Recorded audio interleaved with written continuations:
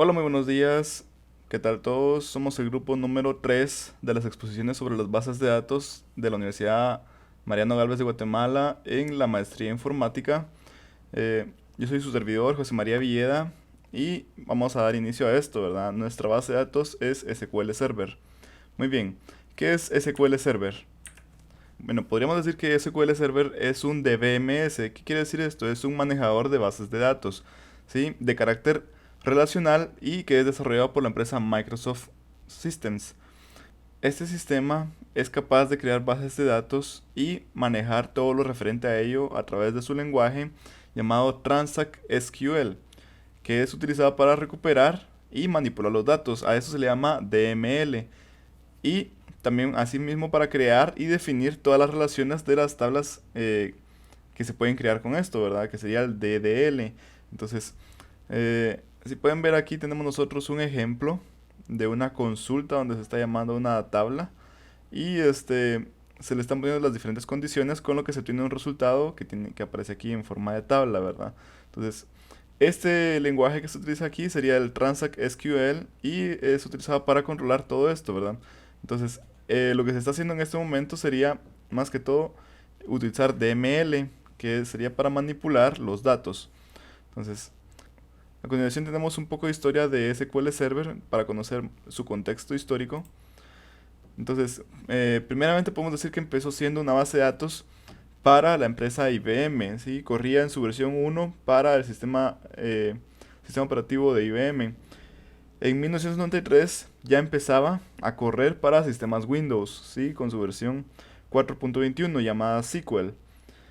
En el 95 sacaron su versión 6 que se llamaba SQL 95 para Windows 95 y posteriormente sacaron la 6.5 llamada Hydra. En el 98 sacaron la número 7 que es Sphinx y se convirtió en la más popular. Entonces, de aquí en adelante, eh, SQL Server todavía pertenecía a la empresa Sysbase, en donde Microsoft compró todo lo que sería este sistema para poder eh, agregarlo, para poder utilizarlo en sus sistemas Windows como propietario. Entonces, en el 99 sacaron su versión 7, que puede ser considerada como la 7.5. Contaba con lo que serían las herramientas OLAP, que son Online Analytical Processing, que es que prestaba herramientas en línea para poder hacer procesamiento de datos. Posteriormente, en 2003, SQL Server sacó su versión 2000 de 64 bits para Windows XP. En el 2017 sacó su versión 14 que se llama VNext. Y en 2019, que sería la más actual, sacó la versión 15 que es llamada Seattle. ¿Sí? Es la actual. Más o menos cada 2 o 3 años sacan una nueva versión. Entonces por eso tenemos acá esta iteración regular de cada 2 o 3 años. Ok. Bueno, como les decía, entonces este sistema de las versiones 7 hacia abajo había sido utilizado por Sysbase. Entonces Microsoft se lo compró a ellos y fue actualizado o reescrito, como se podría decir, para poder ser utilizado exclusivamente en Windows. Eh, cada 3 años, como les digo, sacan una nueva versión y que esta propone solucionar diversos, diversos errores o lo que serían conocidos como bugs o hotfixes para problemas urgentes, ¿verdad? Que en el sistema de seguridad o bugs críticos, ya que ningún sistema está libre de bugs o de errores, ya que siempre pueden aparecer, ¿verdad? Entonces cada iteración están perfeccionando lo que sería su DBMS. Ok, aquí algunas características. Las más destacadas sería que soporta transacciones, ¿sí? Esta sería una Esta sería una capacidad bastante útil para todo aquel tipo de desarrollo que necesite de transacciones monetarias, económicas, que necesiten una cierta seguridad en cuanto a la realización de los procesos. Es decir, una transacción es capaz de realizar un proceso, ciertas actividades, pero si esas actividades llegan a tener algún error o si aparece algún bug, como decimos, estas transacciones se pueden anular y dejar todo a la normalidad como estaba anteriormente. Entonces es una gran característica que sirve mayoritariamente para sistemas informáticos que tengan que ver con transacciones monetarias, ¿sí? Por eso es utilizado bastante con lo que sería bancos y para telefonía móvil. También soporta procedimientos almacenados. Esta es una característica que puede almacenar trozos de código que pueden realizar cierta acción y devolver cierto resultado. Entonces, son trozos de código que ya están escritos y se quedan guardados en el DVMS como ciertas funciones y pueden ser utilizados llamándolos a través de su nombre, ¿verdad? Pasándoles los parámetros que ellos requieren. Lo que habíamos mencionado también el uso de DDL y DML, que tiene un entorno gráfico que posteriormente vamos a enseñar. Y es una manera muy fácil de poder utilizar el DBMS, ¿verdad? A través de su entorno gráfico. Ok, otra cosa. Permite trabajar en modo cliente-servidor, donde la información queda en el servidor y los clientes de red solo acceden a la misma. Es decir, uno puede instalar SQL Server y su entorno gráfico y conectarse a otras instancias de otras bases de datos en otro lugar. Entonces, es bastante útil cuando quieres tener centralizado toda la información y que los clientes o las personas que tengan acceso a esta puedan conectarse desde sitios remotos. Y por último tenemos que permite administrar información de otros servidores de datos. Es lo que les decía, estas dos características van en conjunto, ¿verdad? Bueno, aquí tenemos algunas funciones. Como todo lenguaje, se podría decir que se pueden crear diferentes tipos de funciones dependiendo de su complejidad, ¿sí? Y a estas, acá en SQL Server se llaman UDF, que son User Defined Functions. Básicamente nos permite determinar qué tipo de funciones son. Por ejemplo, las funciones escalares son aquellas que devuelven valores en concretos, ¿verdad? Son bastante simples. Mientras que las funciones lineales ya nos dan lo que sería una matriz, una tabla, en donde esta tabla se origina a través de una consulta select, ¿verdad? O otro tipo de consultas. Bueno, es una consulta select. Y las funciones en línea de múltiples sentencias son funciones que procesan múltiples instrucciones o consultas a la vez, lo que se le llamarían funciones anidadas o selects anidados, donde se busca algo y para conseguir esto se tiene que hacer otro select y después otro select. Entonces, ese es un nivel de complejidad mucho más grande, ¿verdad? Entonces, y ahora sus ventajas. Entre las ventajas más destacadas es que tenemos un sistema de gestión de base de datos, ¿verdad? Que básicamente es su función principal el poder manejar lo que serían las tablas relacionales de una forma muy fácil, ¿sí? Al igual que es útil para manejar y obtener datos de la red, de redes, ¿verdad? O sea, de internet. También nos permite trabajar de manera muy versátil, es útil y sencilla, es adaptable para el cliente, es intuitiva para el usuario. Y bueno, la gran ventaja de este es que si trabajamos en una red social, es decir, en una red de trabajo y equipo, podemos tener servidores locales y también servidores externos que son de otros compañeros o otros servidores que están en la red. Entonces, nosotros podemos conectarnos a cualquiera de ellos siempre y cuando tengamos las credenciales correspondientes. Esto es un gran plus, ya que nos permite trabajar de forma remota. Y la otra es que permite administrar permisos a todos, ¿sí? Entonces, esa es una utilidad muy grande ya que se puede tener un mayor control de la seguridad y no todos pueden tener accesos a las mismas tablas, por ejemplo, a las mismas vistas, a las mismas funciones. Entonces, todos tienen un acceso limitado para poder manejar este tipo de bases de datos. Y ahora las desventajas, ¿sí? Como todo sistema, nada es perfecto y tenemos varias desventajas. La primera es que es un sistema que utiliza demasiada RAM. Esto se ha visto a lo largo de los años en donde se ha visto que tiene un gran consumo de memoria RAM, consume muchos recursos y en ocasiones puede llegar hasta colgarse el programa, entonces nos puede generar conflictos ahí.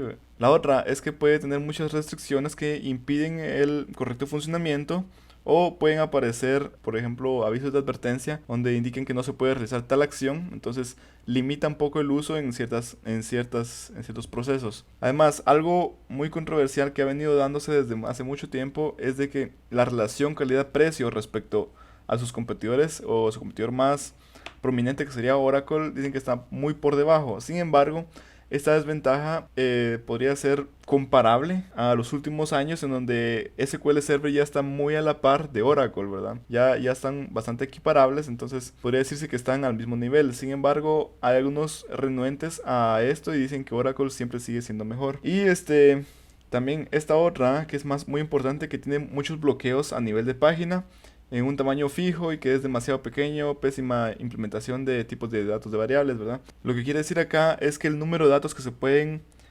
consultar es limitado, ¿verdad? Tiene bloqueos a nivel de página y su administración de los tipos de datos que no tiene una buena implementación, por tanto, genera muchos problemas. Entonces vamos a ver, por último, ¿cuál sería la conclusión? Podríamos decir que SQL Server es un DBMS robusto y versátil que puede ser utilizado, ¿verdad?, para el desarrollo de sistemas informáticos de mediana escala, hasta tal vez un grande se podría decir, pero no más allá, ¿verdad? Cuando se trata de sistemas globales, se quedaría un poco limitado. Es acá donde entra su competidor Oracle, que le saca un poquito de ventaja, es utilizado para un poquito más, para proyectos un poco más grandes, porque tienen mayor escalabilidad, y SQL Server siempre ha sido considerado como su inferior. Se recomienda para pequeñas y medianas empresas, ya que puede satisfacer todas sus necesidades y ofrecerles una gran versatilidad para el desarrollo del software. Entonces, esto ha sido la exposición de acá de SQL Server. Le dejo el tiempo a mi compañero para que dé un ejemplo de las diferentes funcionalidades de SQL Server. Entonces, muchas gracias. Hola, mi nombre es Milton Rustrián y voy a continuar con la exposición de mis compañeros mostrándoles un poco acerca de la herramienta SQL Server Management Studio para manejar bases de datos. Como vemos aquí, yo tengo una base de datos creada con sus respectivas tablas. Esta tabla de clientes y la tabla de departamentos, que va a hacer referencia a las diferentes áreas que puedan existir en una empresa. Por ejemplo, si vemos el contenido de esta tabla, vamos a ver que nos va a reflejar el nombre de las diferentes áreas que puedan existir. Y aquí tenemos la tabla de clientes que respectivamente tiene nombres de personas con su salario, otro campo que es el género y el departamento al que corresponden. O sea que esta tabla está relacionada con la tabla de departamentos. Vamos a ver los diferentes tipos de consulta que podemos ejecutar en esta tabla.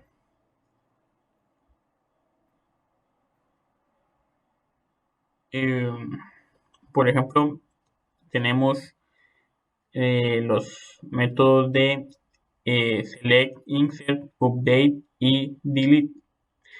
Si queremos ejecutar o realizar una inserción en esta tabla, simplemente nos vamos acá usando esta herramienta de SQL Server, nos vamos acá y generamos el script para insertar un nuevo registro.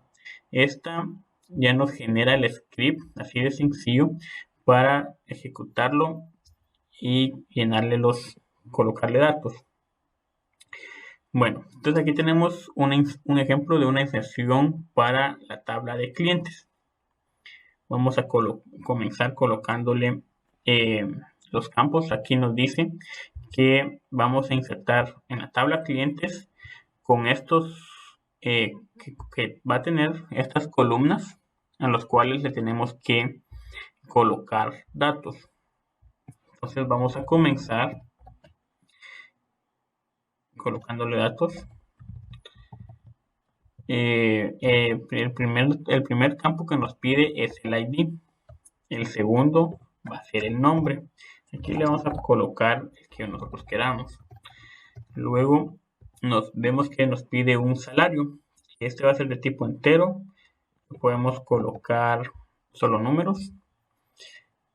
Luego el género, para que este va a ser el tipo varchar, para decirle al sistema que es una cadena a la que le vamos a ingresar, debemos colocarlo entre apóstrofes.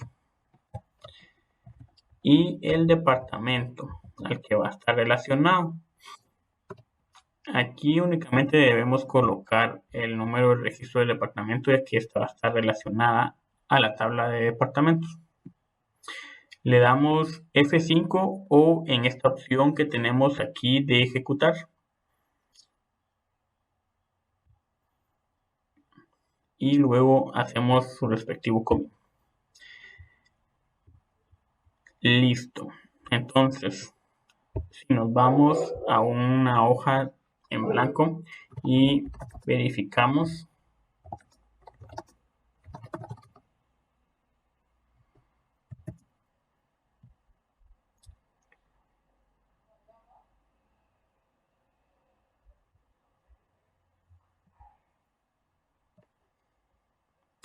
vemos que aquí está el registro insertado. Y eso sería la parte de los insert, ¿verdad? Ahora, si nos vamos a la parte a generar otro tipo de consultas que sería los updates, también la herramienta nos facilita mucho. Entonces nos vamos a la opción generar el script para actualizar registro. Le damos por acá y vemos que ya nos prepara el script solo para reemplazar los datos que nosotros queramos. Por ejemplo, aquí nos dice que va a actualizar en la tabla clientes estos parámetros. Entonces, aquí nosotros podemos decirle los parámetros que queremos que vaya a actualizar. Por ejemplo, de Milton, este registro que tenemos acá dice que tiene va a devengar un salario de 3.500. Vamos a modificar esta columna de salario. Si venimos acá y dejamos únicamente salario, le vamos a poner unos 6.000. Vimos que anteriormente tenía 3.500.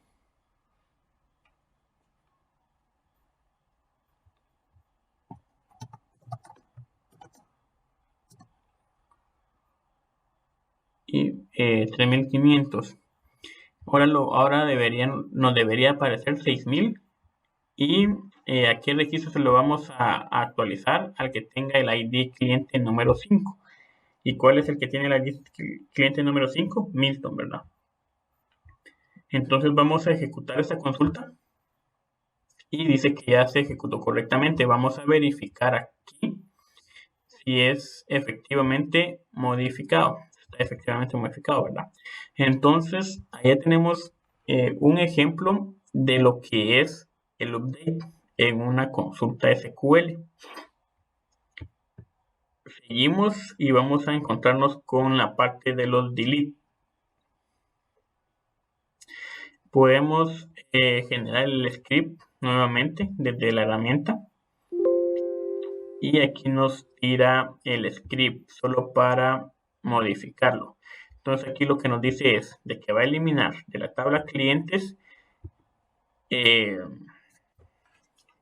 registro que tenga el ID cliente número 5, que si recordamos es Milton, ¿verdad?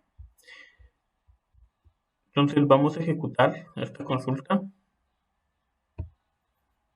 y nos dice que ya se ejecutó correctamente. Vamos a revisar nuevamente acá. Seleccionamos todo de la tabla clientes y vemos que ya no nos aparece el registro número 5 porque lo eliminamos acá. Entonces vamos a cerrar esto.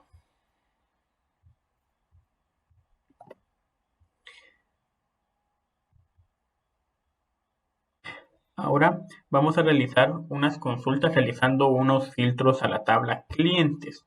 Para eso vamos a necesitar agregar unos registros más.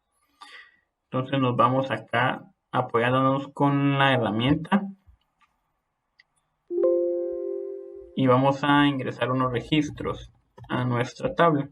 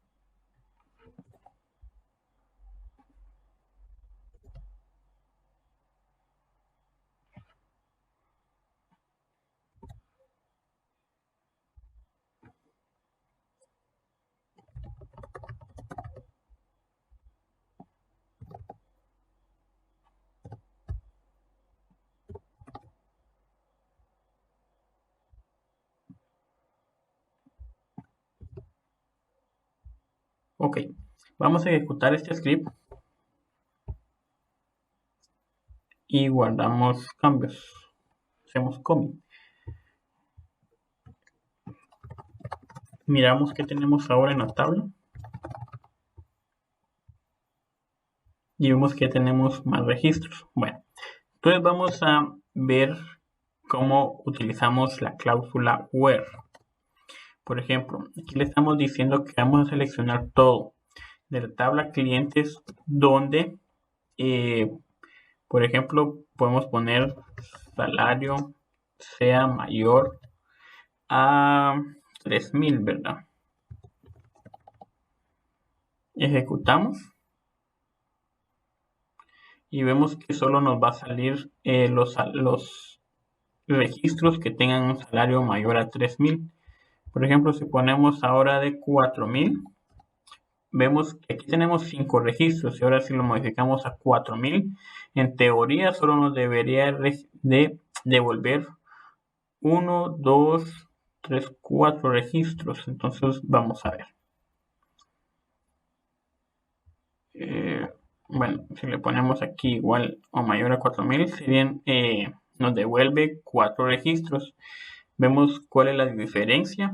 Aquí le estamos diciendo que nos devuelva los registros que sean mayor o igual a 4000.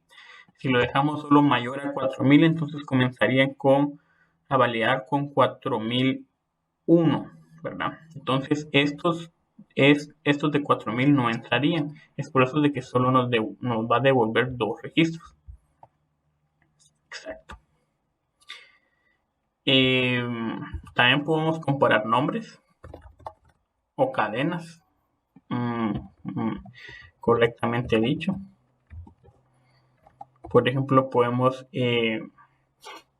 devolver el registro que tenga por nombre Gerson, ¿verdad? O Margarita, ¿verdad? Entonces aquí vemos que nos está devolviendo el registro únicamente o los registros en este caso, que el nombre coincidan con Margarita. También podemos filtrar por género a los que nos devuelva únicamente los registros con género femenino, ¿verdad? Dice que tenemos 3. O género masculino, dice que tenemos 4. Ok. Ahora vamos a entrar a ver un poco de consultas más avanzadas. Tenemos que vamos a relacionar estas dos tablas con un inner join. Esto lo que hace es relacionar las tablas que tengan una relación. En este campo, el campo relacional va a ser departamento. Se va a relacionar con la tabla de departamentos, que va a ser con el ID de esta tabla, ¿verdad? Vamos a ver cómo funciona. Por ejemplo, si queremos ver, aquí vemos solo departamentos y vemos solo números, ¿verdad? Entonces, ¿cómo hacemos para ver el nombre del departamento? Porque si aquí vemos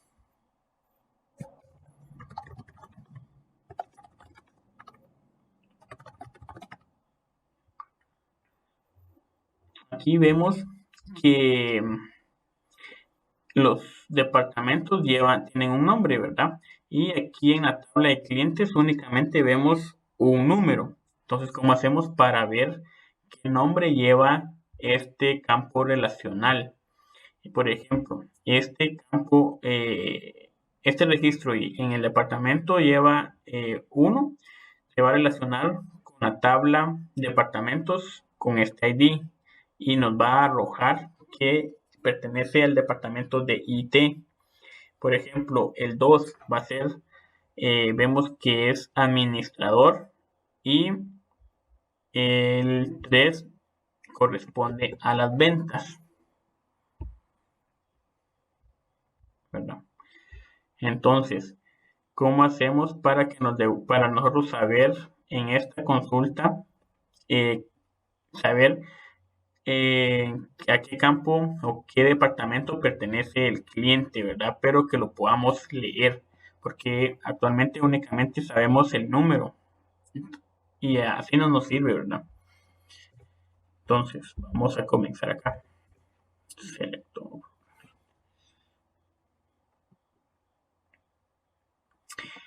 La cláusula que vamos a usar, que vamos a usar es inner join. Y esta lo que hace es relacionar dos tablas. Entonces aquí tenemos que vamos a seleccionar, vamos a comenzar a seleccionar todo de la tabla clientes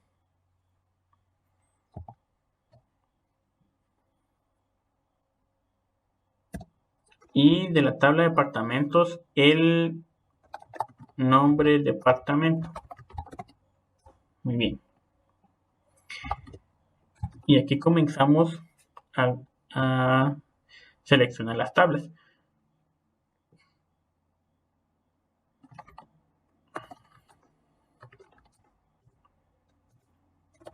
Y aquí usamos la cláusula join.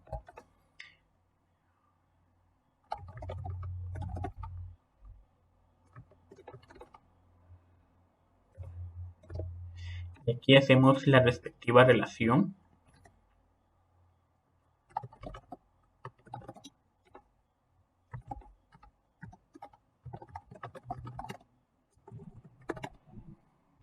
Y vamos a ver qué nos devuelve. Muy bien.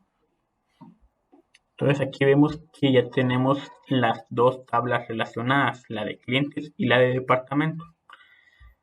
Aquí podemos decirle qué columnas queremos que nos devuelva también de la tabla clientes. Por ejemplo, que nos devuelva solo los nombres, ¿verdad? Y si queremos también el género.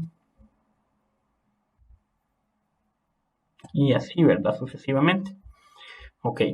¿Qué pasa? Muchas veces necesitamos realizar esta consulta eh, varias veces o necesitamos consultar esta información siempre, ¿verdad? Entonces, ¿qué es lo que debemos hacer? Crear una vista. Esta vista no va a estar dependiendo, va a ser muy aparte de una tabla, ¿verdad? Esta simplemente va a ir a consultar los registros que existan en la tabla y se va a crear a partir de esta consulta.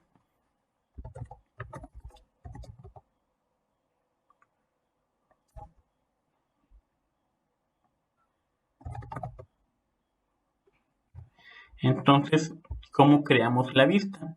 Únicamente colocándole Create View y el nombre de la vista. En este ejemplo le vamos a poner vista 1. ¿Qué es lo que va a contener la vista 1? La consulta que acabamos de hacer. O sea que esto ya no nos va a aparecer únicamente en consola, sino que la vamos a convertir en una vista. Esta se va a crear en nuestra base de datos. Ejecutamos acá el query y vemos que tenemos un error. Bueno, nos hizo falta colocar esta palabra. Intentamos correr nuevamente y dice que ya se creó correctamente. Bueno, entonces, ¿qué es lo que acaba de pasar? Si nos vamos aquí a nuestra base de datos, refrescamos y nos vamos al apartado de vistas, debería aparecernos la vista 1 que acabamos de crear. Si la consultamos, dice que nos apareció la vista que teníamos en consola, solo que ahora ya la tenemos aquí como vista y la podemos consultar cada vez que nosotros queramos. Ok, muchas gracias. Buenas compañeros, mi nombre es Gerson Malé. Te voy a estar presentando cómo se utiliza la herramienta DB Viewer. En este caso, lo que estoy haciendo ahorita es de seleccionar el tipo de conexión hacia SQL Server. Selecciono la base de datos que se llama Company, ingreso el username, que en este caso sería SA. Luego de eso selecciono el password y pruebo la conexión.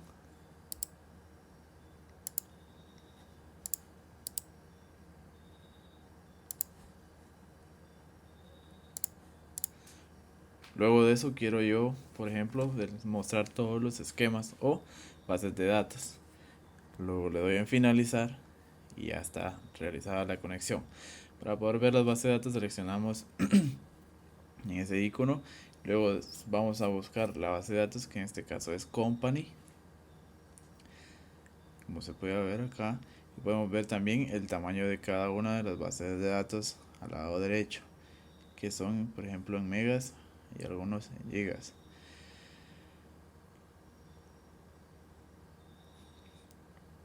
Para poder crear un nuevo script seleccionamos la pestaña que dice SQL, luego seleccionamos la base de datos a la cual queremos apuntar, que en este caso es company.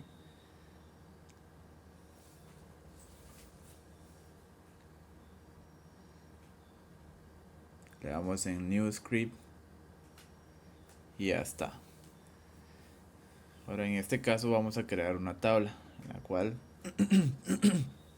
es un usuario, perdón, la tabla se llama persona, la cual tiene 5 campos. Le damos clic, seleccionamos y le damos en el botón de correr. Podemos observar que el script se ejecutó bien. Luego de eso vamos a hacer una inserción de la información. En este caso ingresé mis nombres y apellidos. Le di control enter para poder ejecutar el script y podemos ver que el script es exitoso. Por último, en esta tabla vamos a mostrar la información. Seleccionamos el script, le damos control enter y podemos observar las 5 columnas que se crearon. En este caso vamos a crear una tabla de usuario, la cual posee 6 parámetros. Cada uno de los parámetros se irán llenando con el siguiente insert. Se ejecuta con el control enter como lo indicado. Luego de eso se realiza un select asterisco from de la tabla de usuarios y como podemos observar ya están los 6 campos. Un campo más que es el ID de persona. En este caso vamos a poder anclar cada una de las pestañas o select o script, perdón, y podemos renombrarlos también. En este caso lo vamos a renombrar como usuario y la otra como persona, la otra pestaña, y podemos identificar cuál pestaña pertenece a cuál script o a qué tabla.